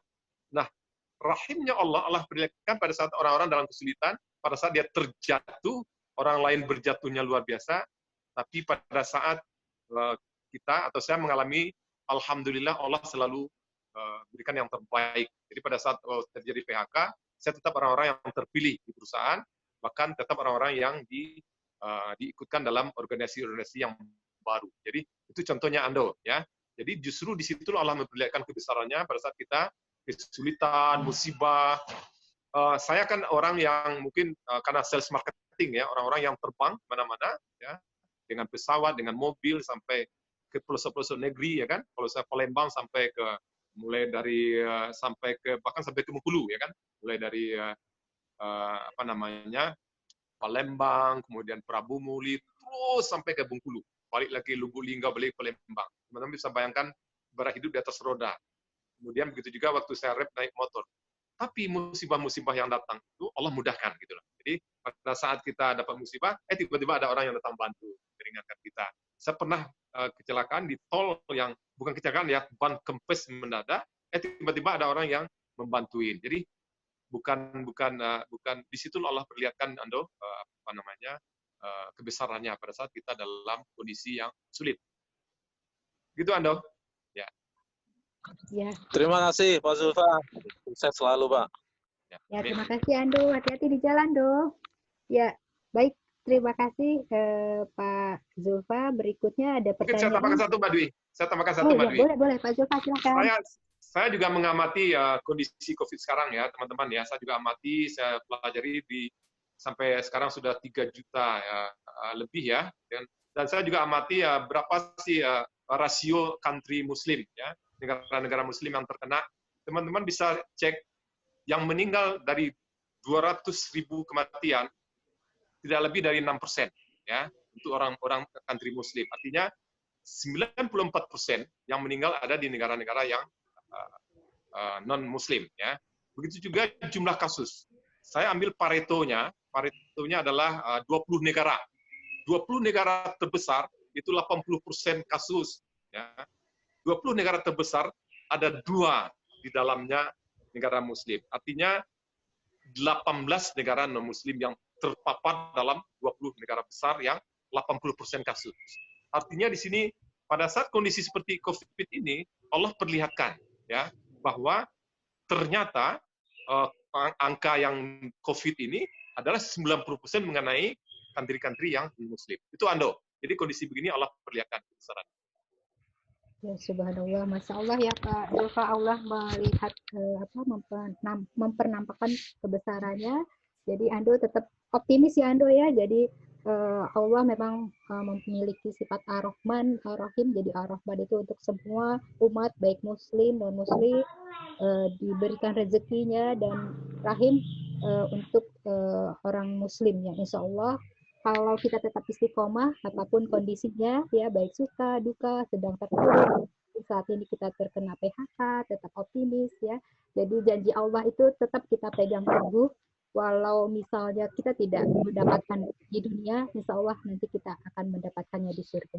Ya, baik. Terima kasih Pak Zulfa, Ando. Ya, jadi kita beralih lagi ke pertanyaan teman-teman nih Pak Zulfa. Ada pertanyaan dari... Ada berapa Mbak Dwi yang masih Mbak Dewi boleh nanya Mbak Dewi? Oh ya, boleh. Ini Mas siapa deh? Mas Adit ya, boleh? Adit, Mbak Dewi. Ya, silakan Mas Adit, Mas Ando dan Mas Adit. Silakan Mas Adit. Assalamualaikum warahmatullahi wabarakatuh, Pak Zulfa dan rekan-rekan Waalaikumsalam, Adit. Waalaikumsalam, Mas Adit. Ya, Pak Zulfa, terima kasih Pak atas pencerahan siang-siang Pak. Walaupun panas-panas tetap semangat mendengarkan ceramah Bapak nih. Luar biasa. Amin. Pak, saya sih tertarik dengan apa yang Bapak sampaikan di awal-awal terkait dengan kategori-kategori kita Pak, yang lalai, terus kita sempat lalai, dia bangkit, dan sebagainya sampai dengan tujuan kita akhirat Pak. Ya, betul. Dengan keinginan kita yang fluktuatif nih Pak. Nah, kita minta saran sama Bapak, gimana sih kita supaya konsisten terhadap tujuan akhirat kita Pak. Terkadang dengan iman kita yang pada saat di bawah tuh duniawi itu lebih seksi daripada akhirat Pak. Gitu. Dalam berbagai macam hal. Nah, gimana sih Pak sarannya Pak supaya kita konsisten Pak agar kita tetap istiqomah untuk sampai tujuan akhirat nanti Pak. Itu aja sih Pak. Terima kasih Pak Zulfa. Wassalamualaikum warahmatullahi wabarakatuh. Terima kasih Mas Adit. Ya. Silakan Pak Zulfa. Terima kasih Adit. Ya, memang wah, memang seksi ya dunia ini, betul itu Adit. Godanya luar biasa, luar biasa. Saya melihat di sini 90% tayangan pasti godaan dunia. Teman-teman bisa paham itu ya. 90% tayangan televisi itu godaan dunia. Artinya kita harus betul-betul paham bahwa pada saat sahur saja itu godaan dunia. Padahal Allah katakan justru pada saat sahur itu doa yang paling mustajab ya. Pada saat sahur doa mustajab tapi digoda dengan televisi. Pada saat maghrib mau berbuka doa mustajab tapi digoda dengan ngabuburit atau televisi yang hiburan-hiburan. Jadi karena kita tidak tahu ilmunya tadi, kita tidak tahu ilmunya, makanya kita tergoda. Makanya saya tetap menyarankan Mas Adit, karena kita up dan down, terus berusaha ilmu agama ini kita tingkatkan. Ilmu agama kita tingkatkan terus. Karena banyak sekali kita nggak paham. Terkadang, pada saat ayat yang mengatakan, Ya ayyuhallazina amanu, itu ada 300 ayat ya ayyuhallazina amanu itu di Al-Quran. Hai orang-orang yang beriman, ada perintah setelahnya, itu coba tingkatkan fokus kita. Jadi kadang-kadang kita menonton konser, menonton nyanyian, kita fokusnya luar biasa, ya kan? Tapi pada saat mendengar ceramah, fokusnya kita lalai. Nah, Mas Adit, coba kita sekarang merubah. Pada saat kita menomorsatukan ya, akhirat, artinya sebelum dunia, fokuskan dulu akhirat. Contoh yang saya katakan tadi, pada saat kita membaca Al-Quran, pada pagi hari, sebelum kita berangkat kerja, atau pada saat dimanapun kita berada, karena sekarang di HP kita sudah ada Al-Quran ya, sudah nggak bisa lagi kita katakan Al-Quran nggak bisa kita bawa. Bahkan orang Muslim pun, orang non-Muslim pun dia akan nggak bisa lagi mengatakan dia nggak tahu Al-Quran, karena dia sudah bisa sendiri akses. Artinya, terus setiap waktu lowong kita tambah ilmu Al-Quran, ilmu agama. Karena kalau kita baca Al-Quran, seakan-akan kita mengarungi samudra. Ya. Allah ceritanya luar biasa. Tentang nabi-nabi, tentang kedurhakaan masyarakat zaman dulu kala, tentang Nabi Lut dan hambanya, dan umatnya. Teman-teman bisa tahu kan? LGBT, bagaimana Allah turunkan azab dari batu-batu, itu semuanya jelas di Al-Quran. Ya kan? Nah, memang karena begitu godaan dunia yang luar biasa besar, mau nggak mau kita harus paksa diri, Mas Adit, paksa. Kita paksa. Artinya, kalau kita dalam belajar kita paksakan diri, kenapa tidak untuk akhirat kita paksa diri kita? Karena setelah kita paksa dulu, kita paksa, baru lama-lama menjadi habit dan habit. Akhirnya menjadi kebiasaan. Contoh misalnya datang ke majelis ilmu. Butuh banyak sekarang kita di YouTube ya, butuh banyak. Teman-teman bisa pilih lah mana yang idolanya, ya kan? Misalnya Syafiq Basalama atau Khalid Basalama atau yang mana, terserah. Tapi butuh banyak. Kalau di Jawa itu ada Abdullah Zain, ya. Abdullah Zain itu luar biasa itu. Kalau kita tidak mau untuk itu, artinya sulit kita untuk melawan godaan tadi.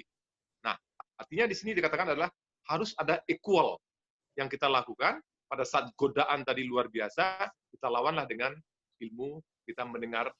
Tapi jangan digabung dengan musik ya. Kadang-kadang kita membaca Al-Quran atau membaca ini, tapi di tempat-tempat suasana yang tidak ini nggak masuk dia. Karena dalam renungan membaca Al-Quran dan terjemahan itu pada saat kita menyendiri, pada saat kita sepi ya, hening. Saya pikir itu ya, Mbak Dwi. Ya, Mas Adit. Kira-kira bisa menjawab ya, Mas Adit ya?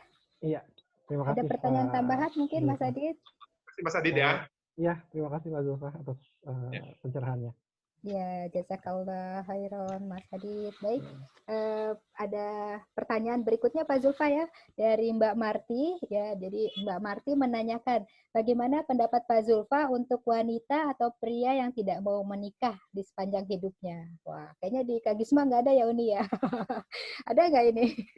Nggak ya, insya Allah nggak ada ya Uni ya. Mbak Marti, terima kasih Mbak Dwi. Mbak Marti, tadi kalau kita membahas sunnah dan bid'ah, sunnah itu salah satu yang cara Nabi, perilaku Nabi, kehidupan Nabi. Nah, Nabi itu sangat menganjurkan kita berumah tangga dan kita bahkan memerintahkan kita untuk mengawinkan orang-orang atau menikahkan orang-orang yang menjomblo di antara kita. Jadi ada orang yang sengaja mencarikan jodoh itu dia mendapatkan pahala juga karena menjodohkan temannya. Jadi dengan rumah di kalau kita berperilaku tidak mau berumah tangga atau tidak mau menikah, berarti kita menselisih sunnah. Ya, itu jawaban saya. Ya, jadi kalau sebaiknya menikah ya Pak, karena kan menikah Ya. sebagian dari iman juga ya Pak ya. Betul, betul. Ya, jadi sudah Ya. menjawab ya Mbak Marti ya. Ya, makasih Pak Julfa, Mbak Dewi. Ya, makasih. Ya. Jadi Ya, jomblo Mbak Marti, jadi mak comblang ya Mbak Dewi. Kita itu dapat pahalanya ya, Iya. tanah rumah di surga ya Pak, benar nggak? Sahih kan? Betul, betul. betul ya. Jadi berlomba-lomba nih kita mendapatkan Iya, rumah di surga, mencarikan jodoh untuk teman-teman nih yang belum punya pasangan. Ya, Kita amin, buka amin ya biro Allah. jodoh nih, bersedia. Iya, Pak. Ya, ya, jadi di sini jadi teman-teman ya, jadi ya insya Allah teman-teman yang saat ini masih menjomblo, kita doakan sama-sama ya teman-teman untuk didekatkan, mendapatkan jodoh yang soleh-solehah ya. Jadi kembali lagi tadi Pak Zulfa mengingatkan kita jangan lupakan akhirat ya, tetap istiqomah ya untuk meraih dunia, utamakan akhirat terlebih dahulu ya. Jadi memang menikah menyempurnakan setengah agama kita. Wah, hebat nih dari Pak Putwi. Berarti siap-siap ya yang belum menikah, nanti kita bisa saling cari-cari jodohnya. Ya, baik teman-teman, silahkan. Masih ada waktu kurang lebih 10 menit lagi ya sebelum nanti menjelang azan asar ya. Sebelum asar mudah-mudahan sudah selesai Pak Zulfa ya. Nanti kita bisa sesi foto bersama dulu sebelum acara ditutup. Silahkan teman-teman, ada yang bertanya? Ya, jadi sangat menarik nih Pak Zulfa.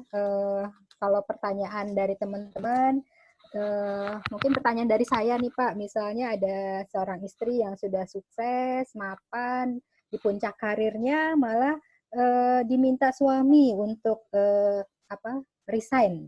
Jadi untuk pengurus anak saja. Nah, bagaimana pendapat Pak Zulfa nih? Sedangkan orang tuanya membolehkan. Nah, jadi istrinya ini bingung mau ikut suami atau ikut ibunya. Nah, bagaimana nih Pak pendapat Bapak? Ya, terima kasih Mbak Dwi. Terima kasih pertanyaannya. Jadi begini, saya katakan kembali bahwa kalau kita tidak tahu ilmunya, pasti kita akan salah melangkah. Ilmunya adalah begini. Bagi pria, yang Allah perintahkan yang pertama adalah di samping Allah dan Rasul ya, adalah ibu. Ibunya harus diikutin perintah. Bagi pria, bukan istri ya, ibu. Baru bapaknya, sampai 3 kali disebutkan. Kalau pria tadi ibunya orang yang pertama setelah Allah dan Rasulnya, tapi wanita beda. Wanita ada pengecualian. Wanita setelah Allah dan Rasul adalah suami. Baru ibu. Jadi pada saat menyelisihi berarti dia dianggap dia menyelisih sunnah, karena ada suatu waktu zaman Nabi seorang wanita yang dikabarkan ibunya dapat musibah, dia diminta datang ke tempat ibunya, tapi karena ke istrinya suaminya dia belum pulang ya, belum pulang. Jadi karena zaman dulu kan nggak ada komunikasi telepon sekarang ya, sehingga si wanita tadi sampai ibunya dimakamkan pun ya, dia tidak akan keluar dari rumahnya karena suaminya belum pulang. Ya, kalau zaman dulu kan suami bisa aja pulangnya besoknya. Setelah itu disampaikan kepada Rasulullah kejadian seorang wanita tadi, bagaimana sikap Rasul, orang wanita yang tidak mau datang ke ibunya, dia harus menunggu suaminya padahal suaminya belum pulang sampai ibunya dimakamkan. Rasul menjawab, wanita tadi mendapatkan surga. Artinya dia di jalan yang benar, bahwa suaminya dia tunggu keputusan suaminya baru dia ke ibunya. Jadi betul-betul jangan sampai kita salah ilmu di sini, bahwa Rasul pernah mengatakan seandainya manusia boleh sujud kepada manusia, kata Rasul, aku akan perintahkan seorang istri bersujud kepada suaminya. Itu dari saya, ya, Mbak Dwi. Ya, baik. Jadi memang kita untuk hal-hal yang baik, untuk kebaikan, memang kita harus selalu samikna wa atokna ya Pak ya Zulfa ya. Jadi kalau kata suami, ya sudah urus rumah saja gitu. Karena anak-anak mungkin lebih prioritas. Jadi kita tidak boleh egois juga ya Pak sebagai wanita. jadi lebih mengutamakan untuk keluarga. Terima kasih Pak Zulfa. Baik teman-teman, hampir di penghujung acara, masih ada yang ingin bertanya? Silahkan. Di sini mungkin dari Pak Akos. Selamat datang Pak Akos. Akos mic-nya lagi bermasalah. Oh, lagi bermasalah. Oh ya, bisa dikecil Pak. Bapak mau menyampaikan apa Pak Akos? Ya, baik. Jadi di sini di tengah siang hari yang panas ya, di daerah saya panas sekali nih, tapi kita mendengar ceramah atau tausiah ya, atau pencerahan ya, tepatnya pencerahan pada siang hari ini membuat hati kita menjadi adem ya. Jadi teman-teman, mudah-mudahan banyak bermanfaat yang ibroh yang atau pelajaran yang kita bisa ambil dari materi Pak Zulfa ini ya. Jadi silahkan apabila teman-teman ada yang ingin menanyakan tentang ya roadmap kehidupan ya. Jadi memang tujuan akhir kita adalah akhirat. Jadi sebisa mungkin kita orientasikan apapun kegiatan kita, apapun pekerjaan kita ya untuk akhirat ya. Baik, ada lagi teman-teman? Kalau tidak ada, ya. Silakan. Kalau tidak ada, Pak Zulfa, mungkin kita ini sudah mau memasuki waktu ya, saya simpulkan ya. asar ya. Ya, silakan Pak Zulfa mau memberikan closing statement-nya, dan mungkin nanti diakhiri dengan doa ya Pak ya. Nanti kita doa bersama. Ya, baik. Silakan Pak Zulfa. Ya, terima kasih ya. Terima kasih teman-teman. Saya tutup dengan satu ayat ya. Dalam surat Al-Hasir ya. Ya ayyuhallazina amanu auzubillahi minasyaitonir rajim. Bismillahirrahmanirrahim. Ya ayyuhallazina amanu taqullaha wal tanzur nafsum ma qaddamat ligad wattaqullah innallaha khabirum bima ta'malun. Wa la takunu kallazina nasullaha fa ansahum anfusahum ulaika humul fasiqun. La yastawi ashabun nari wa ashabul jannah. Ashabul jannati humul faizun. Law anzalna hadzal Qur'an ala jabalil ra'aitahu khashi'an mutasaddian min khasyatillah wa tilkal amsalu nadribuha lin-nasi la'allahum yatafakkarun. Hai orang-orang yang beriman, bertakwalah kamu kepada Allah dan hendaklah masing-masing diri menyiapkan bekal apa yang akan dibawa kelak di akhirat. Dan bertakwalah kepada Allah, sesungguhnya Allah mengetahui apa yang kamu kerjakan. Janganlah kamu seolah-olah melupakan Allah, sehingga Allah membuat kamu lupa diri. Dan mereka itulah orang-orang yang fasik. Seandainya Al-Quran Allah turunkan kepada sebuah gunung, niscaya engkau akan melihat gunung itu akan hancur berantakan demi takutnya kepada Allah. Allah ini membuat sebagai perumpamaan supaya kamu berpikir. Jadi kesimpulan saya, teman-teman sekalian, bahwa kembali ke kita, karena kita hidup di dunia ini transit, siapkanlah bekal. Siapkanlah bekal. Siapkanlah bekal. Banyak bekal kita yang bisa kita siapkan. Kita tingkatkan. Mulai dari ibadah salat, ibadah puasa, berbuat baik kepada tetangga, kepada orang tua, kepada kerabat, mengeluarkan infak, ya. Kemudian berjanji, menepati janji, amanah, teruskan. Dan bahkan dengan senyum pun kita adalah ibadah. Nah, pesan saya, semua itu bisa kita jalankan dengan konsep kita harus bisa membedakan ilmu dengan amal, terus tingkatkan ilmunya sehingga amal kita akan meningkat. Kemudian tauhid dengan syirik, teman-teman akan semakin tahu mana yang tauhid, mana yang syirik, karena seluruh nabi-nabi dulu adalah mengajarkan tauhid, ya, dan membenci syirik. Kemudian mana yang sunnah dan mana bid'ah, karena ini adalah membuat kita tetap istiqamah menurut contoh yang diberikan oleh Rasul, sehingga kita tidak tersesat. Kemudian juga adalah yang mana yang hak dan mana yang batil, dan akhirnya rumah kita nanti adalah surga. Ingat, ibu-ibu, seorang istri yang beriman, nanti di surga adalah menjadi ratunya bidadari. Artinya kalau bapak-bapak dapat bonus bidadari, istri adalah ratunya bidadari. Jadi jangan bersedih, ya. Nanti wanita beriman itu akan menjadi ratunya bidadari di surga. Demikian dari saya, semoga amal ibadah kita diterima Allah Subhanahu wa taala, dan kalau ada kata-kata saya atau penjelasan saya yang tidak berkenan, karena saya hanya sebagai inspirasi, bukan ustadz ya Bapak Ibu sekalian. Saya hanya sebagai inspirator dan sebagai motivator untuk menggugah teman-teman untuk terus menjadikan hidup ini berarti bagi diri kita, bagi keluarga kita, bagi masyarakat dan bangsa.